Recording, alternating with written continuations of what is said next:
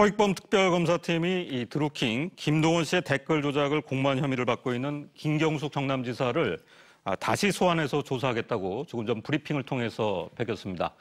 정치권의 현안 세 분과 함께 살펴보겠습니다. 김영준 명지대 교수님, 또 최창렬 용인대 교수님, 그리고 윤춘호 SBS 논설실장이 함께하고 있습니다. 세 분 어서 오세요. 네, 안녕하십니까. 네. 자, 드루킹과 댓글 조작을 공모한 혐의를 받는 김경수 경남도지사가 18시간 30분에 걸친 밤샘 조사를 마치고 오늘 새벽에 귀가했습니다. 혐의를 전면 부인한 김경수 지사는 유력한 증거는 없는 것 같다고 밝혔는데요. 직접 들어보시겠습니다. 장시간 동안 조사받으셨는데 어떠셨습니까?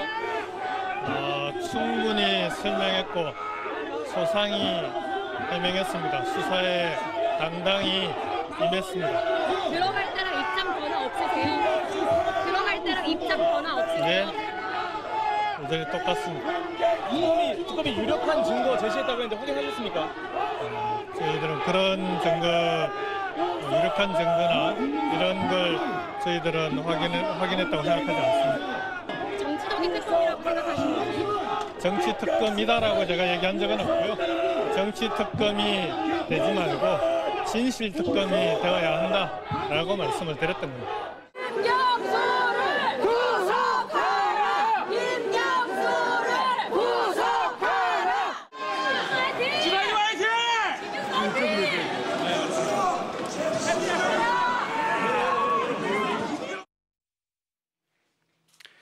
네, 김경수 지사의 얘기를 들어봤습니다. 18시간 반 동안 아주 긴 조사를 받고 표정은 다소 지친 표정이었는데, 자, 윤춘호 실장님, 지금 화면을 보면은 김경수 지사가 이제 특검 조사 후에 귀가를 하면서도 뭐 입장에는 큰 변화가 없는 것으로 보이는데요. 그렇습니다. 이제 본인의 말대로 이제 충분히 설명했고 소상히 해명을 했다. 그리고 특검이 유력한 증거라고 할 수 있는 것을 본인은 확인하지 못했다.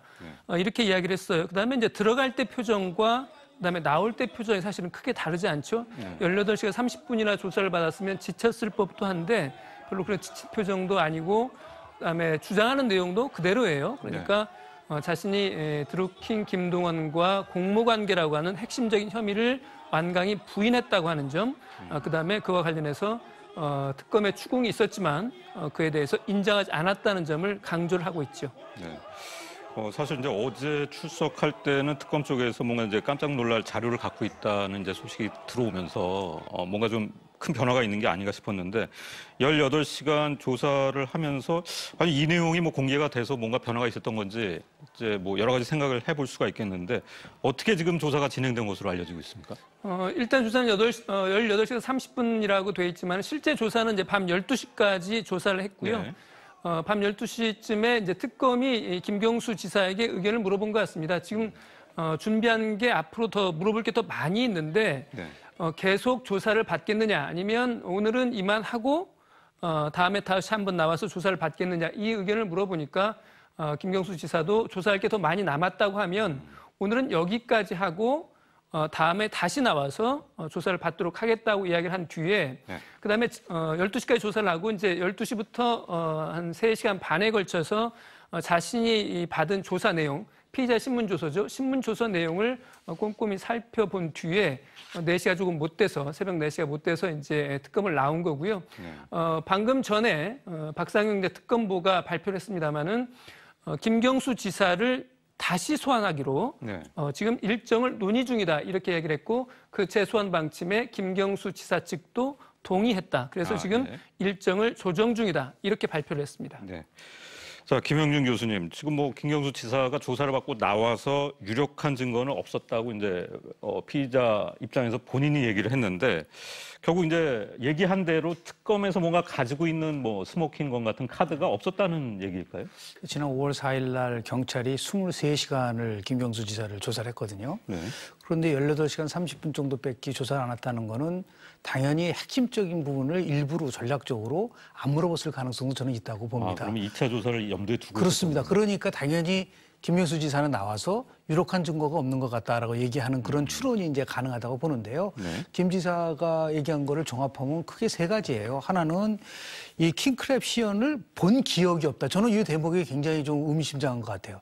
기억이 없다고 얘기를 했고요. 두 번째는 자기는 뭐 예를 들어서 댓글 조작을 몰랐다라는 얘기를 했고 마지막으로는 지방선거와 관련돼서 인사거래 한 적이 없다. 이 세 가지가 핵심적 사항이거든요. 이 부분에 대해서 결국은 특검이 밝혀야 될 부분은 킹크랩 시연에 참석을 했고 거기서 댓글 공모를 뭐 묵인했다든지 지시했다라고 하는 것을 어떻게 그걸 입증할 것이냐가 굉장히 최대의 쟁점이라고 봅니다. 저는 대통령이 허익범 특검한테 임명장을 주면서 한 말이요. 민주주의의 토대인 여론을 조작하는 방법으로 공론을 왜곡하는 했다는 의혹에 대해서 진실을 밝히는 게 특검의 목적이라고 했으니까 지금 제가 볼 때는 특검도 불필요한 논란을 자초할 필요는 없습니다. 뭐 유력한 증거가 뭐 꼼짝 못할 증거가 있다 이런 표현을 한다든지 아니면 정치권도 지금 막 정치 공방을 막 펼치고 있지 않습니까? 여야가 합의로 특검법에 이런 소명을 한 것이기 때문에 좀 차분하게 이걸 좀 지켜볼 필요가 있지 않나라는 생각을 먼저 말씀을 드립니다. 그렇군요. 자, 최창렬 교수님, 이게 특검이 오늘 이제 조금 전에 브리핑 한 바로 보면은 이미 처음에 소환을 할 때부터 1차 조사, 2차 조사를 염두에 두고 있었던 게 아니냐 뭐 이런 생각도 해볼 수가 있는데 유력한 증거가 없었다고 하는 김경수 지사의 발언에 더해서 뭔가 특검이 좀 다른 계산을 갖고 있는 게 아닌가? 아까 김 교수님도 말씀하셨는데 어떻게 보십니까? 글쎄, 이제 특검이 유의미한 자료를 확보했다라고 얘기했었잖아요. 뭐 거기에 대해서 이제 비판도 따랐죠. 특검이 왜 불필요한 발언을 해서 논란을 부추기냐 이런 얘기도 있었습니다만. 특검은 어쨌든 간에 김경수 지사가 킹크랩 시연에 참석해서 그것을 참관하고 묵시적이건 암묵적이건 간에 또 명시적이건 간에 승인 또는 지시, 동의했다라고 생각하고 있는 것이고 의심하고 있고요. 김경수 지사는 그렇지 않다라고 일관되게 부인하고 있는 거거든요. 그러니까 김 지사가 나오면서 유력한 증거가 없었던 것 같다라고 얘기하는 거는 그 킹크랩 시연회 자리에 아마 CCTV가 없었던 걸로 제가 알고 있습니다. 만약 CCTV가 있었다면 뭐 그런 일체 논란, 일절 논란이 뭐 불필요할 텐데. 명확해지니까요. 물증이라는 게 확실히 없다라는 게 지금 이제 김경수 지사가 주장하고 있는 것 같아요. 근데 특검은 지금 뭐 그 드루킹이 이른바 옥중 편지에서 보였던 여러 가지 내용들, 또 USB에 저장된 내용들로 볼 때 이 김경수 지사와 드루킹과의 분명한 거래가 있었다라고 판단하고 있는 거죠. 의심하고 있는 거죠. 근데 지금 영장을 청구할 것인가 아니면 이제 신명 처리를 어떻게 할 것인가 굉장히 초미의 관심이었는데 방금 전에 지금 박상용 특검부가 소환을 한 번 더 하겠다라고 발표했다라는 거 아니겠어요? 그런 얘기는 아무튼 이번에 이 조사 가지고만 영장을 청구하기 좀 아직 좀 이제 불안정한 게 좀 있는 것 같아요. 특검 입장에서 볼 때. 만약에 영장을 충분히 안 됐다. 영장을 청구하고 나서 영장이 발부가 안 된다면은 그 후폭풍이 만만치 않겠죠. 특검에게 닥친 후폭풍. 아마 이런 것 때문에 2차 소환을 하겠다는 건데 아직도 캘 게 있다라고 판단하고 있는 것 같습니다. 특검에서는. 저희가 오늘 이제 뉴스 브리핑 시작하기 직전에 이 허익범 특별검사팀의 박상용 특검보가 브리핑을 하고 추가 소환 조사 입장을 밝혔는데 한번 들어보고 말씀 이어가겠습니다. 어제 김 지사에 대한 소환 조사는 9시 반에 시작해서 이제 밤 12시까지 진행을 했습니다. 12시까지 진행을 했는데 특검이 12시까지 진행을 했는데 특검이 준비한 질문에 대해서 조사가 마쳐지지 않았습니다. 그래서 다음에 날짜를 정해가지고 김 지사를 2차로 소환 조사해가지고 추가로 조사할 예정입니다. 다만 2차 소환 조사는 지난번과 같이 포토라인에 서가지고 인터뷰하는 그런 것이 아닌 그냥 포토라인에서 바로 사무실로 좀 직행했으면 조사 사무실로 직행했으면 하는 것이 김 지사 측에 저에게 요청한 내용입니다. 이 부분은 이제 간사님께서 기자분들과 좀 협의를 해주시기 바랍니다. 그리고 지금 일부 언론에 김 지사에 대한 뭐 영장 검토 막 이런 보도가 나오고 있는데 아직은 김 지사에 대한 추가 조사가 이루어져야 되기 때문에 그 영장 뭐 이런 단계까지는 검토하지 않았다.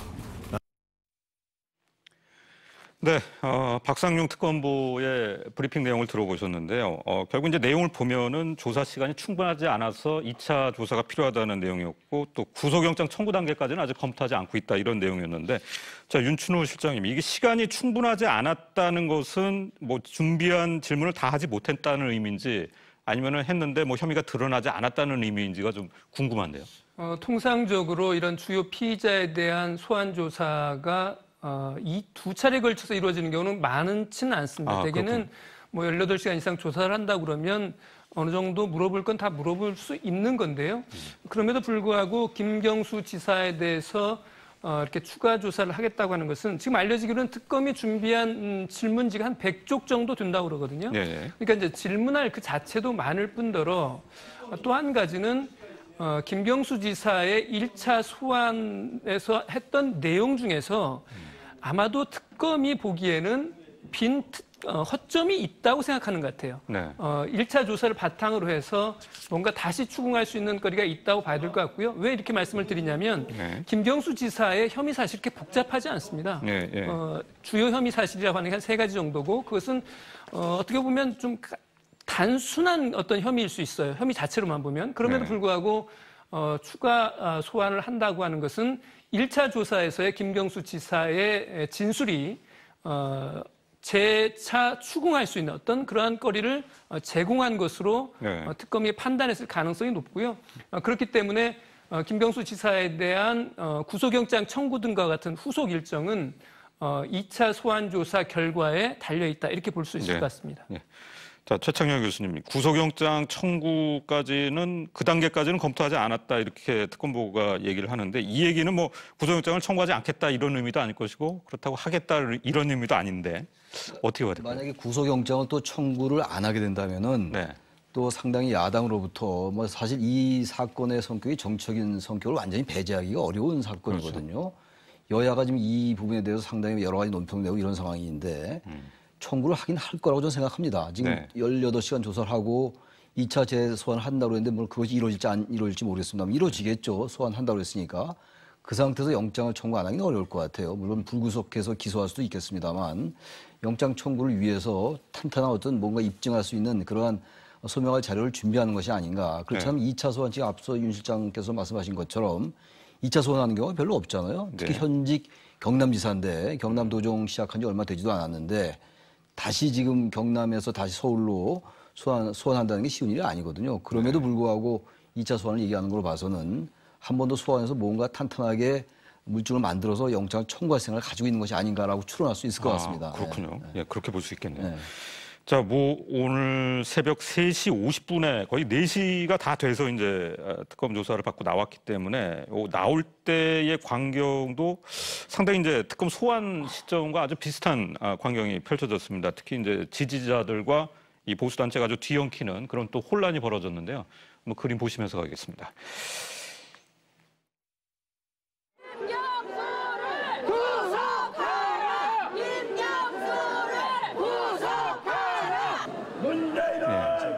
구속하라 아니면 뭐 특검이 지금 잘못하고 있다라는 식으로 얘기하는 이런 그 진영의 논리로 가져 있는데요.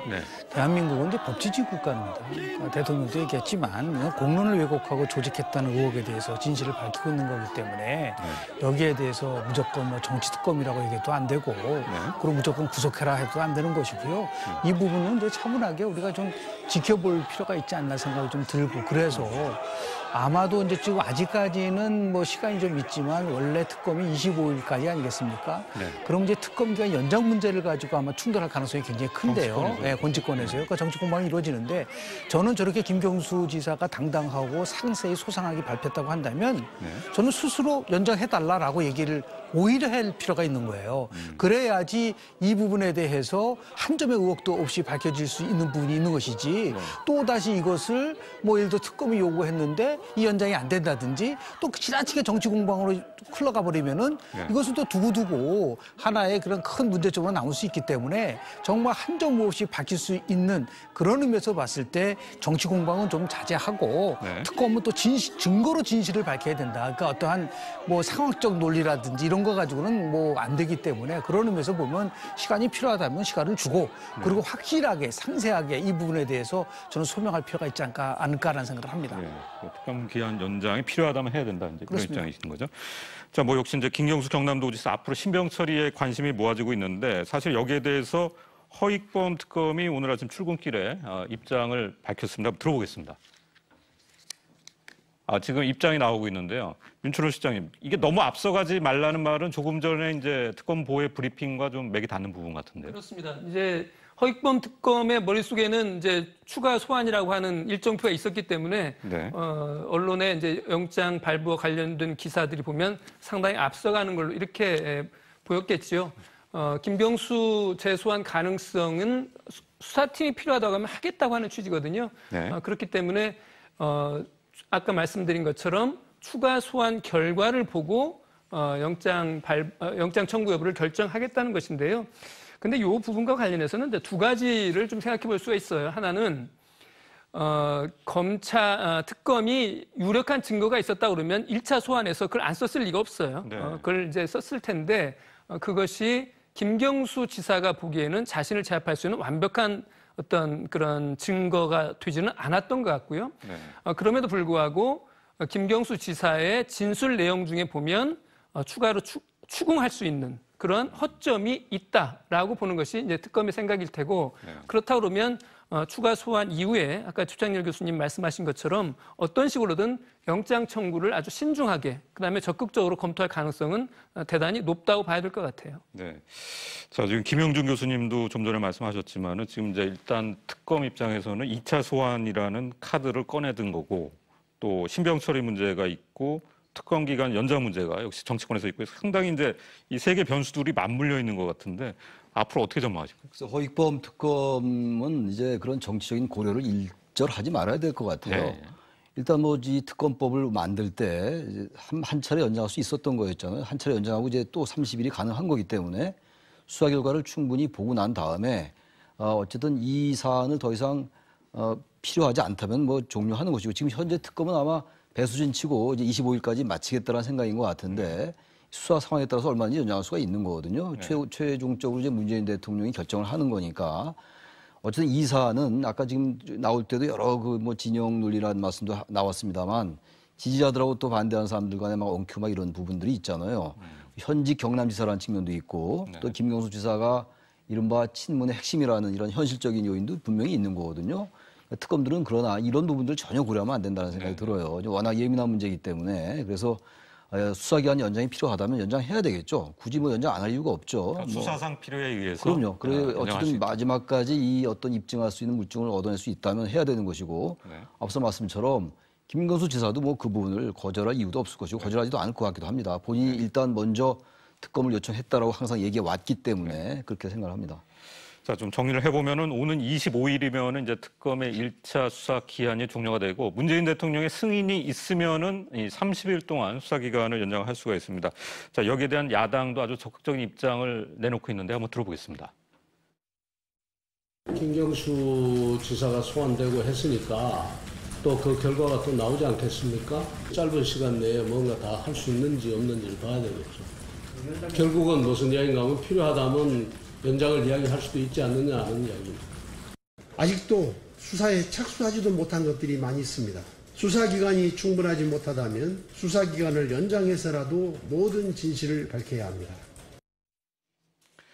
자, 이렇게 뭐 특검에서 판단할 문제긴 하지만은 이제 야당에서 아주 강력하게 이제 필요하다면 특검 연장을 해야 된다 이런 입장을 밝히고 있는데 자, 김 교수님 어떻게 보십니까? 지금 정치권에서는 특검 연장에 관련된 얘기를 해서는 안 됩니다. 이것이 바로 정치 특검이라고 하는 나름대로의 그런 오해를 받을 수 있는 부분들이 있거든요. 그러니까 연장할 거냐 안 할 거냐는 전적으로 특검이 판단할 문제고 그것도 3일 전에요. 대통령한테 얘기를 하면은 그 부분에 대해서 추가적으로 필요하다면 판단하는 거를 가지고 지금 뭐 아직 시간이 많이 남았는데 특검 연장 기간을 가지고 공방을 벌인다는 거는 오히려 본질이 벗어날 수 있는 부분들도 있다고 봅니다. 다만 왜 특검 연장이 필요하냐면 지금 경찰에서 밝혀내지 못한 내용 중에서 드루킹이 지금 특검에게 제출했었던 이동식 저장 장치 USB 상의 대화 내용이 지금 굉장히 나름대로 폭발성이 있다라는 그런 추론은 가능하다는 것이죠.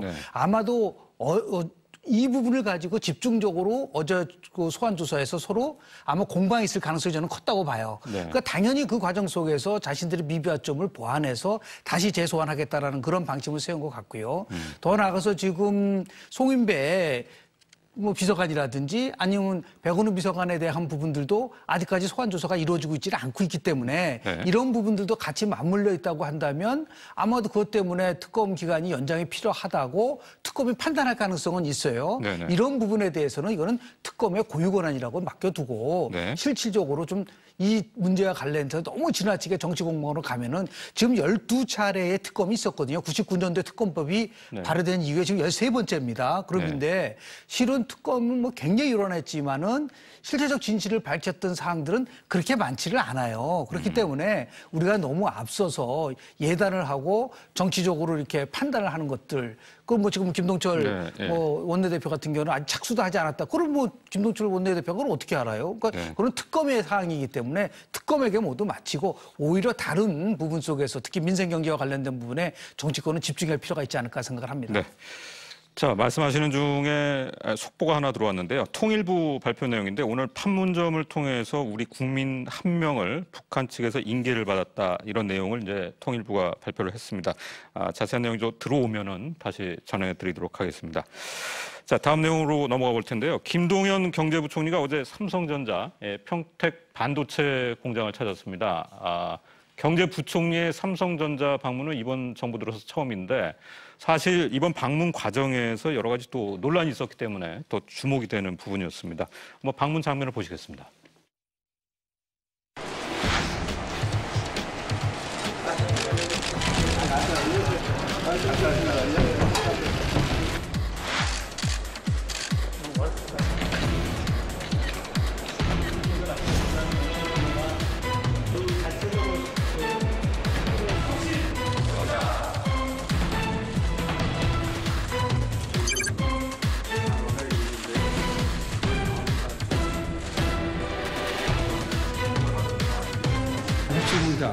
공장을 통해서 정말 일자리가 많이 나왔으면 좋겠습니다. 기업의 판단에 의해서 투자도 하고 그다음에 미래 준비도 하고 하겠지만 그런 걸 통해서 일자리가 많이 나왔으면 좋겠습니다. 일자리가 많이 나올 수 있다면 제가 광화문 한복판에서 춤이라도 추겠습니다.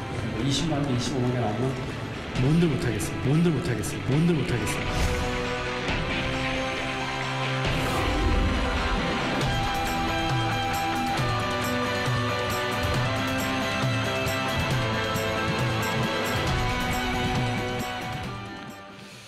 네, 이 경제부총리의 또 이재용 삼성 부회장과의 만남 어떻게 보면은 자연스러운 것 같기도 한데 여러 가지 또 뭐 갈등이 불거지는 그런 장면이었습니다. 자, 이번 이제 방문 자체가 어떻게 보면은 별일 아닌 것 같다가도 굉장히 이 성격상 논란이 또 벌어지는 그런 모습이었는데 경제부총리가 재벌의 총수를 만나는 게 자연스러운 일이죠. 네. 뭐 굳이 논란이 있을 이유가 없죠. 지금 말씀처럼. 네. 그리고 앞서 뭐 SK며 현대자동차 그룹과 만났어요. 신세계 이렇게 만났는데 그때는 별 말이 없다가 지금 이제 삼성의 이재용 부회장을 만나니까 여러 논란이 나오고 있는 거거든요. 네네. 앞서 이제 인도에서 문재인 대통령도 또 만났었잖아요. 이재용 부회장을. 네. 얘기의 핵심은 그건 것 같아요. 지금 재벌 개혁을 해야 되는 마당이고 이재용 부회장이 아직 최종 그 재판이 끝나지 않았거든요. 이런 상황 속에서 지금 경제의 컨트롤 타워인 부총리가 만나는 게 과연 바람직한가라는 논란이라고 보여집니다. 네. 그러니까 재벌 개혁을 하는데 경제가 워낙 어려워서 이제 삼성이라는 재벌에 일자리를 부탁하고 이러는 것이 재벌 개혁이 완화될 수 있는 재벌 개혁에서 후퇴할 수 있다라는 그런 메시지를 줄 수가 있다라는 일가의 주장이 있는 것이고 네.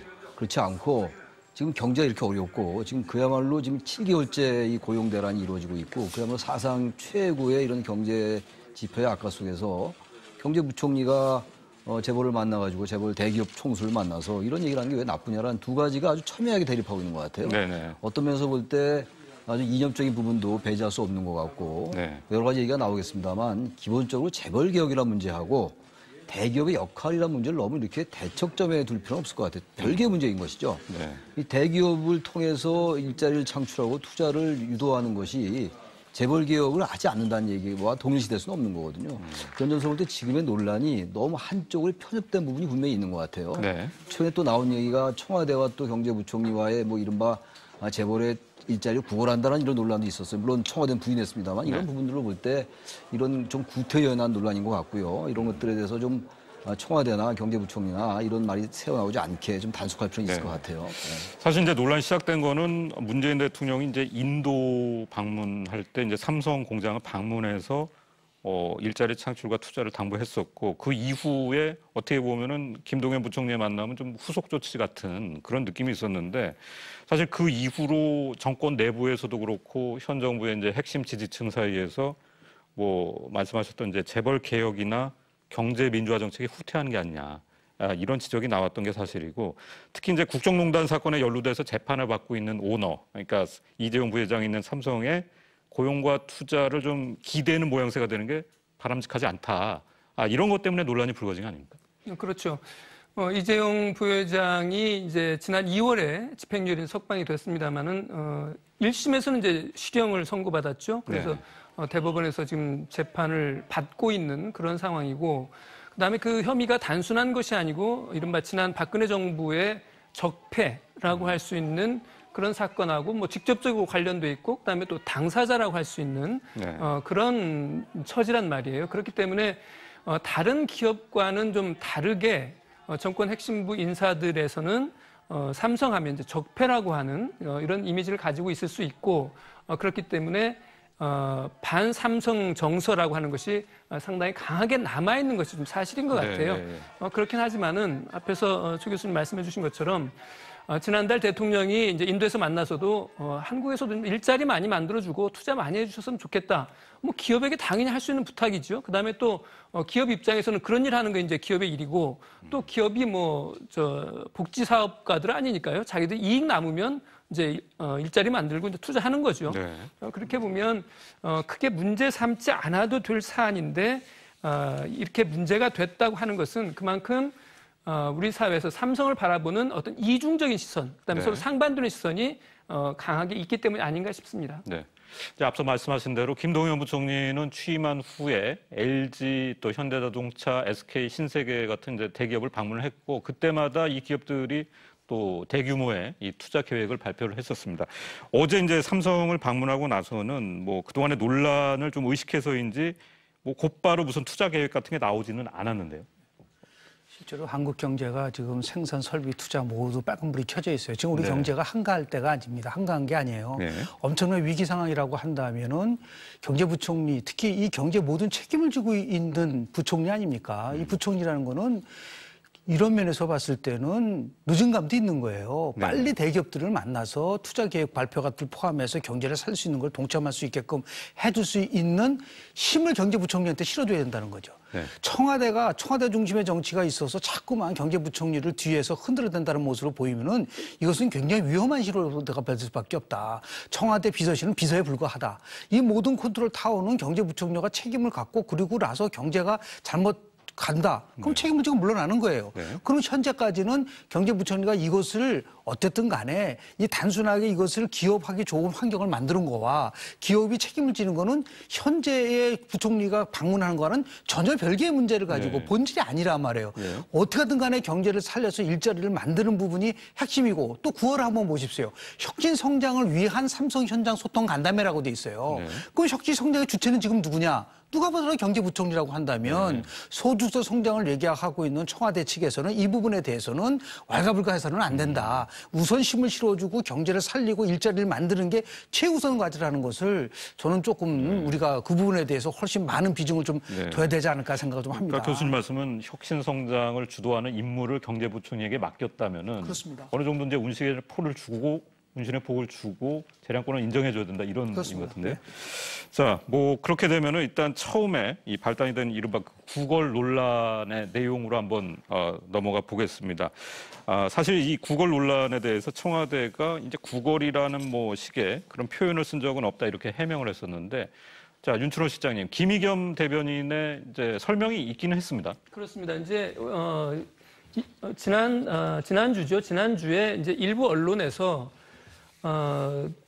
부총리의 이제 삼성 반도체 공장 방문을 두고 청와대에서 마치 저게 어떤 삼성에게 투자와 일자리를 구걸하는 것처럼 보인다. 그래서 그렇게 하지 않았으면 좋겠다라고 하는 그런 메시지를 이제 전달했다라고 하는 보도가 나왔고요. 그 보도 뒤에 이제 또 김동연 부총리가 입장문이라고 하는 어떤 그 문장을 통해 가지고 이런 거 가지고 문제 삼는 것은 좀 이상한 거 아니냐라고 하는 취지에 이제 또 반발을 하면서 네. 청와대 경제참모들과 경제 컨트롤 타워라고 할 수 있는 경제부총리 사이에 뭔가 불화가 있는 게 아니냐라고 하는 그런 네. 이제 전망이 나오면서 이제 사실은 삼성 반도체 공장 방문이 이제 논란이 된 거예요. 네. 어떻게 보면 굉장히 자연스럽고 일상적인 행사일 수 있는 어제 방문이 이제 그렇게 됐는데 그럼에도 불구하고 이제 김동연 부총리의 생각은 굉장히 강한 것 같습니다. 어제 삼성 반도체 방문한 시간이 이제 한 3시간 반 정도 됐다고 그러는데 네. 취재기자 얘기를 들어보면 원래보다 한 1시간 이상 길어지는 행사라고 네. 그래요. 그리고 앞부분에 나왔습니다마는 일자리만 는다면 자기가 광화문에서도 춤을 추겠다. 뭔데를 못 하겠느냐라고 하는 그런 의지를 보여줬는데 어떻게 보면 청와대에서 어떤 이런 의견을 밝히는 것 자체도 또 저는 그렇게까지 문제될 것 같지는 않아요. 네네. 어쨌든 경제 관료, 뭐 부총리가 됐든 아니면 뭐 대통령이 됐든 이런 사람들이 기업의 총수를 만나는 자리에서 항상 일자리 또는 뭐 투자 이런 것들에 대한 발표가 나오는 것도 어떻게 보면 분명히 기업들이 이제 팔 비틀기라고 하는 그런 모양새였던 것도 좀 맞거든요. 네. 그렇게 보면 그런 부분들에 관련해서는 기업이 자율적으로 하면 되는 거고요. 제가 앞에서도 말씀드린 것처럼 기업은 돈 벌 수 있으면 자기들이 알아서 투자하고 일자리 만드는 겁니다. 네. 돈 안 되면은 정부에서 아무리 팔 비틀어도 투자하지 않고 일자리 안 만드는 거죠. 네. 자, 최창현 교수님. 사실 이제 정부 출범 이후에 청와대와 이 전통적인 경제 관료들과의 갈등설은 계속돼 왔고요. 또 김동연 부총리는 이른바 그 최저임금 인상에 따른 부작용에 대해서 이른바 이제 소신 발언을 계속하면서 좀 청와대와 각을 세웠다. 이런 평가를 받아왔는데 사실 이제 그동안에 이 갈등이 좀 정리된 것처럼 보이다가 잠재된 갈등이 다시 불거진 게 아니냐 뭐 이런 이제 분석이 나오는데요. 어떻게 보십니까? 이건 김동연 부총리와 청와대와의 갈등이란 측면보다도 좀 본질적인 부분이 있는 것 같아요. 촛불혁명이 요구했던 게 우리 사회의 어떤 불평등의 완화라든지 우리 사회의 고질적인 여러 가지 부조리나 부패 구조를 바꿔라 이런 것들이 이제 촛불 민심이었잖아요. 네. 그러니까 그것이 재벌개혁과 연관이 되는 거였잖아요. 최근에 여러 가지 보도가 나왔고 그러니까 재벌의 어떤 지배구조 개선 이번에 김동연 부총리도 그 얘기를 했어요. 삼성 이재용 부회장에게 네. 삼성이 지배구조 개선 이런 데 앞장서 달라라는 메시지도 얘기를 했거든요. 그러니까 지배구조 개선하고 불공정한 관행을 개선한다든지 이런 것들은 반드시 필요한 겁니다. 이런 재벌개혁은 필요하고 그렇다고 해서 이런 재벌개혁을 한다고 해가지고 대기업들의 어떤 그 기업할 수 있는 환경을 더 악화시키는 것과는 전혀 별개의 문제잖아요. 네. 이 두 가지는 어떻게 보면 별개로 갈 수가 있는 부분인데 현실에 있어가지고는 사실 청와대 출신 청와대 참모들은 개혁 쪽에 방점을 찍는 부분이 분명히 있고요. 경제 관료라든지 재벌은 그런 것보다는 일단 경제를 살려야 된다. 이 양쪽이란 말이에요.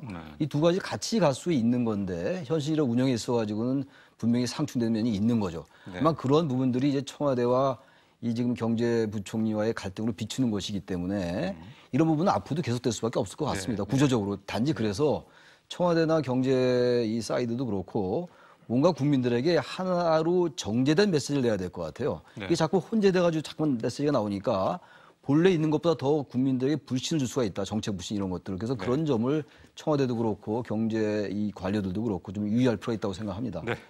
이와 관련해서 뭐 정치권에서도 비판이 나오고 있습니다. 여러 가지 의견이 나오겠지만 이번 사안에 대해서도 뭐 이제 보수 진영과 진보 진영 의견이 확실히 엇갈리는데요. 특히 이제 정의당의 반응을 한번 들어보겠습니다. 문재인 정부는 삼성공화국을 민주공화국으로 바꾸자는 거대한 함성 속에 출발한 정부임을 잊지 말아야 합니다. 김동연 부총리가 만나야 할 사람들은 따로 있습니다. 숨막히는 폭염 속에서도 일하는 노동자들, 불안과 폭염까지 겹쳐서 이중 삼중고를 겪고 있는 자영업자들이 바로 그들입니다. 정부는 다시 삼성 앞으로가 아니라 민생 현장 앞으로 향해 나가서 국민과의 약속을 지켜야 할 것입니다. 네, 경제부총리가 만나야 될 사람은 삼성이 아니라 노동자다. 이게 이제 정의당의 지적인데, 바른미래당에서는 반대로 뭐 구걸이라는 비판을 받더라도 기업 투자 고용을 요청은 계속해야 된다. 이런 입장을 내놨습니다. 특히 경제 당국의 수장이 대기업 경영진을 만나서 경제 현안에 대한 의견을 나누고 기업의 애로사항을 청취하는 것은 당연하며 필요한 일입니다. 부총리는 대기업 오너들을 만나서 경제를 얘기하면 됩니다. 경제가 스스로 굴러갈 수 있도록 민간의 자율성이 더 커질 수 있도록 정부가 힘을 써야 합니다. 바른미래당은 국내 경제 활성화를 위해서 설사 구걸이라고 비판받더라도 기업들에게 투자와 고용을 늘려달라는 요청만은 계속해 나가겠습니다. 네, 정치권의 입장을 차례로 들어봤는데 사실 지금 뭐 경기 침체 우려가 좀 커지는 상황이기 때문에 정부 내부에서 뭔가 좀 혼선이나 갈등이 보이는 것이 그렇게 바람직한 것 같지는 않습니다. 문재인 정부 집권 1년 동안 3가지의 큰 목표가 있었습니다. 소수적 성장과 그리고 적폐청산, 그리고 마지막으로는 한반도 평화체제 구축이거든요. 적폐청산과 한반도 평화체제 구축은 어느 정도 성과를 좀 내고 있지 않습니까? 문제는 지금 1년 동안 소수적 성장을 했는데 가시적 효과가 없다면 또 다른 경제의 축인 혁신 성장으로 빨리 전환을 할 수밖에 없다라는 아주 긴박한 부분이 있는 거예요. 그렇다고 한다면 이제는 소득주도 성장에서 빨리 혁신 성장으로 바뀌어야 되는데 소득주도 성장 실험을 포기하라는 게 아니에요. 소득주도 성장이 꽃피울 수 있게끔 할 수 있는 기초가 있는 혁신 성장을 이뤄낸 다음에는 얼마든지 소송으로 갈 수가 있다. 지금 이정미 대표가 얘기하는 삼성은 결국 노동자를 만나야 되는데 당연히 노무부 장관이 노동부도 만나고 조금 있으면은 기획재정부 장관이 결국 노동자도 만나겠죠. 현 시점에서 지금 6월 통계청 자료에 의하면 설비 투자가 18개월 연속 추락하고 있지 않습니까? 지금 해외에서는 인도에서 또 베트남에서 지금 마크롱 프랑스 대통령은 삼성전자보러 투자하라고 할 정도로 이 삼성에 대해서 나름대로 투자 얘기를 하고 있는데 우리는 너무 이거를 재벌개혁이라고 하는 진영의 논리에 빠져간다고 한다면 이 경제가 회복될 수 있는 골든타임을 놓칠 수 있다. 그러니까 우리 이 시점에서 가장 중요한 경제 살리기를 위해서라고 한다면 이제는 혁신 성장에다 힘을 한번 실어줄 시기가 아닌가라는 생각을 저는 개인적으로 합니다. 네. 자, 뭐 정부가 이제 이렇게 정책의 원칙을 지키면서 또 경제를 성장시켜야 하는 여러 가지 이제 과제를 안고 있는데 어떻게 보면 좀 슬기로운 대처가 필요할 것 같습니다. 자, 오늘 세 분 말씀 감사합니다.